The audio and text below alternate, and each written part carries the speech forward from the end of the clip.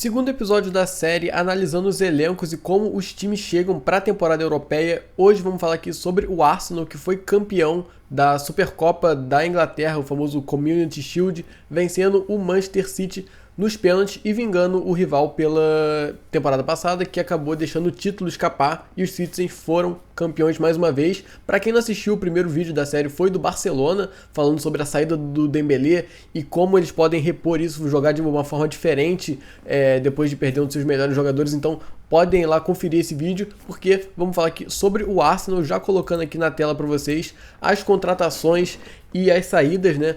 As contratações das principais, o Rice e o Havertz, tendo o Timber também como uma boa opção ali para ajudar no setor defensivo, um cara que joga ali em muitas posições. Já vamos falar sobre eles. E as saídas, não perdeu muita gente importante. O mais relevante aqui é o próprio Xhaka, que era titular do time, mas desde a temporada passada já tinha chegado o Jorginho, e também o Declan Rice chega para ser esse titular. O Partey também, que tinha expectativa de ser negociado, vai ficar aparentemente, e os outros jogadores não participavam do time, então não podemos dizer que a única perda relevante mesmo foi do Xhaka. Falando sobre as contratações específicas, tá aqui o Rice, os números dele pelo West Ham, um jogador que ficou muitos anos lá no West Ham, era o melhor jogador do time há muito tempo, já frequentava a seleção inglesa, fez mais de 100 jogos pelo West Ham nas duas últimas temporadas, então era titular e capitão do time. Tem um número muito bom de acerto de passes, mais de 90%, passes longos, aproveitamento muito bom também, mais de 71%, e bolas recuperadas também, 800 bolas recuperadas praticamente ali nas últimas duas temporadas,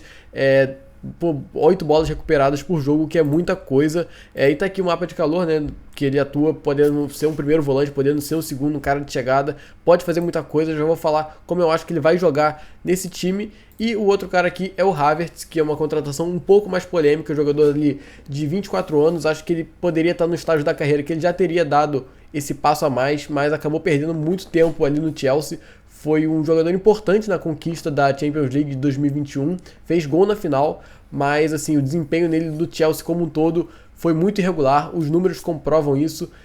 De 139 jogos que ele fez, apenas 32 gols e 12 assistências, ele chegou ali a peso de ouro nos Blues. Ele, que era um jovem muito promissor, já saiu com menos de 20 anos da Alemanha e não conseguiu se tornar esse protagonista do Chelsea, mas mesmo assim ainda acredito que ele pode recuperar o bom futebol no Arsenal. Acho que o Chelsea ano passado foi uma grande bagunça, nos outros anos acho que ele poderia ter números melhores, mas ainda vejo muito talento nele, e acho que num time encaixado como o do Arsenal ele pode dar jeito e voltar a fazer sucesso na carreira.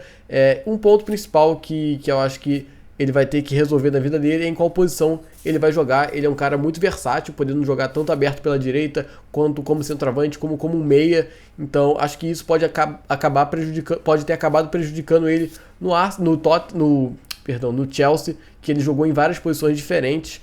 Da Alemanha, tá aqui o mapa de calor dele, da última temporada dele na Alemanha, no Bayer Leverkusen, ele jogava ali como meia direita, então era muito mais um meia. No Chelsea, da última temporada, 22-23, ele jogou jogos picados, então não tem um mapa tão concentrado assim, mas dá pra ver que ele jogou como centroavante a maior parte do tempo, algumas vezes caindo como meia. O Chelsea teve 3 treinadores na última temporada, então jogou em muitas posições e assim, não conseguiu se firmar e se achar.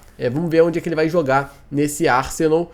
E falando do balanço geral, acho que são excelentes. Para mim, o melhor mercado da Inglaterra é esse do Arsenal. Acho que vai vir forte para brigar novamente pelo título, e acho que agora tem mais chances ainda do que ano passado, que surpreendeu todo mundo. Agora chega com um certo até favoritismo. O principal favorito é, obviamente, Manchester City, que é muito forte, mas a diferença caiu, a verdade é essa. O Manchester perdeu o Gundogan, também está na iminência aí de talvez perder o Bernardo Silva, mas é difícil. Perdeu o Mahrez, que também é uma perda importante, não trouxe nenhum ponto para repor. E o caso do Gundogan, quem chegou foi o Kovacic, que é um jogador de um nível inferior. Teve também a chegada do Gvardiol para a zaga, mas enfim, o foco não é esse, o foco é o Arsenal, que está aqui o elenco do time de Londres, com Ramsdale e Raya, que vai ser o goleiro que foi encaminhada a contratação hoje, no dia que eu estou gravando esse vídeo, com o Timber podendo ser um lateral, e o Tomiyasu, seu reserva. O Timber jogou a Supercopa ali como lateral esquerdo, mas ele pode jogar também como zagueiro e até volante, mas na minha opinião ele vai jogar como esse lateral direito, empurrando o Ben White na linha da zaga, porque, na minha opinião, o Gabriel Magalhães vai acabar perdendo lugar, deveria perder lugar nesse time, porque é um cara muito irregular. Acho que o Saliba e o Ben White, com o Timber na lateral, são um trio mais forte, com o Zinchenko sendo titular na lateral esquerda, Tierney sendo a opção para reserva, e o Gabriel Magalhães ali na zaga também é a terceira opção ali. Qualquer um dos três ali que se machucar, ele vai entrar, podendo empurrar o Ben White para a lateral direita, até o Saliba para lateral direito. Mas enfim, no meio campo, o Rice acho que vem para tomar o lugar do Partey, que até fez uma boa temporada, jogou como dupla o Rice e o Partey na Supercopa, mas acredito que durante a temporada, principalmente nos jogos normais, assim, que não são contra o Manchester City, ele vai querer um sistema ainda mais ofensivo.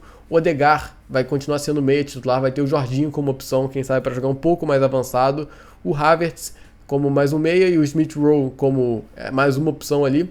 Na direita temos o Saka com o Fábio Vieira, também, que ainda não se adaptou 100%, mas o Saka é o titular do time. Para mim, junto com o Odegaard, são os dois melhores do time, então vai ser menos exigido reserva dele, que é o Fábio Vieira. Jesus como titular, o Nketiah também sendo seu reserva. Lembrando que, uma eventualidade também, o Havertz pode jogar como centroavante, puxar o Partey para jogar, o Jorginho, e o Martinelli e o Trossard ali na esquerda, como eles já estavam se revezando, com uma tendência ali para o Martinelli ser o titular.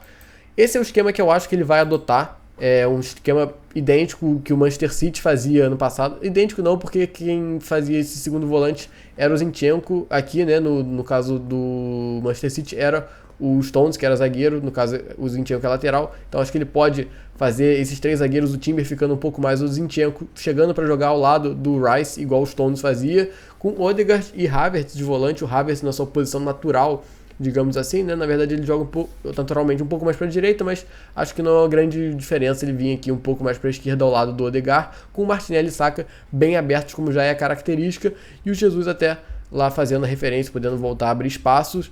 Na hora de voltar para marcar não tem muito mistério, na minha opinião. O Havertz, como não é esse marcador fenomenal, pode ter um descansinho ali, ficando na linha dos dois atacantes ao lado do Jesus, com o resto dos meias recompondo numa linha de 4, o Odegaard tendo que se sacrificar um pouquinho, mas acho que nada demais, nada que ele nunca tenha feito na vida. Outra opção é continuar usando esse 4-4-2 aqui, só que com um 4-1-3-2, né? O Havertz colando ali para ser realmente um segundo atacante ao lado do Jesus. Vamos ver se ele poderia render nessa posição. O Arteta teria que testar essa opção, mas o Zinchenko também, novamente, poderia avançar um pouco para jogar mais centralizado ao lado do Rice, uma vez que não tem por que os laterais avançarem nesse time do Arsenal, uma vez que os pontas já ocupam essa posição. O Martinelli e o Saka, os dois, gostam muito de ficar ali nas laterais, indo para cima, driblando, buscando um contra um. Outra possibilidade mais conservadora é ele manter o padrão de 4-3-3 com o Odegaard na verdade não, o Havertz indo para o banco, sendo uma opção para segundo tempo. Aí nesse caso o Rice entraria na posição de que o Xhaka jogava na última temporada, o Partey se mantendo ali como primeiro volante e o Jesus como 9 titular. O Timber seria a única mudança. Eu coloquei aqui de novo o Gabriel Magalhães porque talvez possa ser uma opção. Minha preferência é o Ben White como zagueiro e o Timber na lateral. Mas é isso, na hora de defender também, sem muito mistério, volta todo mundo, Jesus só lá na frente, os meias ali todos com bastante característica de marcação, ficaria um time bem físico. Mas é isso, quero saber a opinião de vocês, qual o esquema tático vocês acham mais interessante para esse time do Mikel Arteta, e se vocês acham que o Arsenal realmente vai brigar pelo título da Premier League novamente, ou acho que acabou o gás, esse time não é tudo isso, e ele ainda vai jogar Champions League, né? Então, mais uma competição que o Arsenal pode, quem sabe, surpreender. E é isso, vamos interagir nos comentários. Se você assistiu o vídeo até aqui, não esquece de deixar seu like, se inscrever no canal e compartilhar com aquele seu amigo para ele ficar ligado em como os times estão chegando para essa temporada. É isso, eu vou ficando por aqui, muito obrigado pela audiência, falou!